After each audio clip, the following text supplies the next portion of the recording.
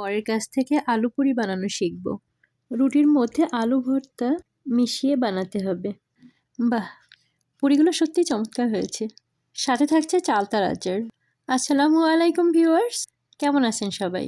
আলু পুরি বানানোর জন্য প্রথমে আলুর খোসা ছাড়িয়ে সেদ্ধ করে নিতে হবে, তারপর আটা মাখাতে হবে। আজ প্রথম আমি আলু পুরি বানানো শিখব, তাও বরের কাছে থেকে। বর পাশে দাঁড়িয়ে দাঁড়িয়ে আমাকে নির্দেশনা দিচ্ছে কোনটার পর কোনটা করতে হবে। আটা মাখানো হয়ে গেলে আটা রুটির মধ্যে আলু ভর্তার পুর দিয়ে পুরির শেপ করে বেলে নিতে হবে, তারপর তেলে ভাজতে হবে। এই তো, পুরিগুলো অনেক সুন্দর করে ফুলছে। প্রথমটা বর বানিয়ে দেখিয়েছে, পরেরগুলো আমি নিজেই করছি। এই তো, অবশেষে আমিও শিখে গেলাম পারফেক্ট আলু পুরি বানানো। এবার আমি চালতার আচার বানাবো। এটাও আমার বরের পছন্দের। চালতাগুলো আমি আমার পুকুর বাড়ি থেকে নিয়ে আসছিলাম।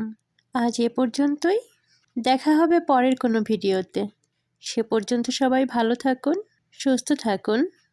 আল্লাহ হাফেজ।